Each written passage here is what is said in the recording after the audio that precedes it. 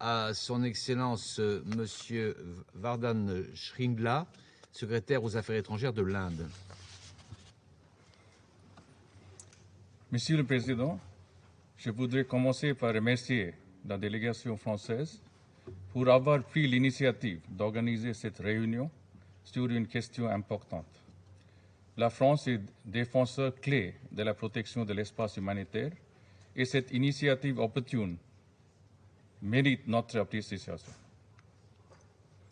I thank Madame Amina Mohammed, Deputy Secretary General of the United Nations, and Mr. Robert Mardini, Director General, International Committee of the Red Cross, for their comprehensive briefings. I thank Madame Lucille Grosjean of Action contre la faim for sharing her insights. I would also like to welcome the presence of the foreign ministers of Kenya, Mexico, and Tunisia at today's meeting. The world today is engulfed in a range of humanitarian crises. Most of these are caused by armed conflicts that severely impact the lives of millions of innocent civilians. The COVID-19 pandemic has further exacerbated this situation. While international humanitarian law, as we see it today, has its genesis in the recent past, civilizations and cultures throughout history have developed rules of warfare for the protection of non-combatants and civilian populations. The humanitarian law principles found their existence in India long before modern humanitarian jurisprudence evolved. India has followed the path of dharma, or righteous conduct, and provided refuge to persecuted people over centuries. The dharma-based norms for armed conflict in ancient India were founded on the principles of humanity and humanitarian norms and had many rules protecting civilians during conflict. High importance was attached to distinguishing combatants and non-combatants during armed conflict. In a dharma yudh, or righteous war, civilians were not attacked. On the contrary, they had to be protected. In this regard, we condemn the killing of an Indian photojournalist, Danish Siddiqui, while he was on a reporting assignment in Kandahar in Afghanistan yesterday. I extend our sincerest condolences to his bereaved family. Mr. President, the complex nature of humanitarian situations around the world today demands urgent attention of the Council.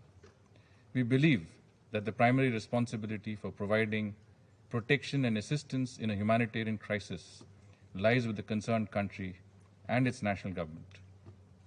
However, international humanitarian assistance, when provided, must be given impartially. In accordance with the guiding principles outlined in General Assembly Resolution 46/182 and other relevant resolutions, India remains committed to preserving the principles of humanity, neutrality, impartiality, and independence. In responding to all humanitarian situations, being party to all the 4 Geneva Conventions, India's legal framework is fully aligned with supporting the principles of international humanitarian law and its implementation. We also believe that respect for the principles of the UN Charter, including sovereignty, political independence, and the territorial integrity of member states, should remain the basis for all humanitarian actions taken by the Council. The Council must avoid politicization of humanitarian work and of humanitarian actors involved in conflict. Humanitarian action should not be used as a ploy to undermine the territorial integrity of states.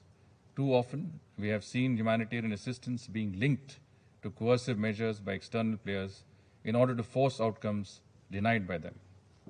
Such actions run the risk of being counterproductive in achieving a resolution of the conflict itself and could further shrink the necessary space for much needed humanitarian action or assistance.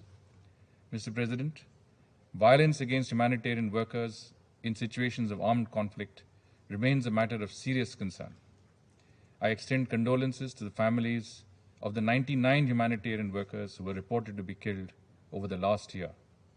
We strongly condemn attacks against humanitarian personnel. Member states must take all measures to implement Security Council resolutions 2175 and 2286 to ensure the protection of humanitarian personnel and actors. Ensuring accountability for serious violations of international humanitarian law remains one of the key challenges before us. States must accord high priority to addressing this issue. We must assist national authorities in developing capabilities and capacities to strengthen their national legal frameworks and related structures to investigate and prosecute the perpetrators.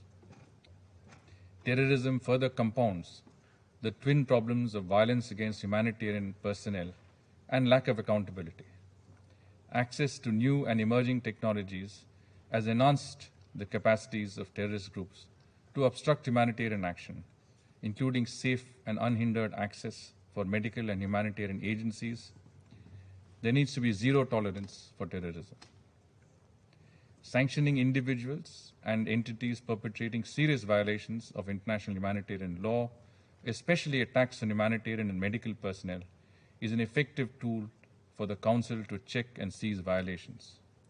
We do believe, however, that such measures should have wider regional and international support, in the absence of which there may be further deterioration of the humanitarian crisis and shrinking of the humanitarian space.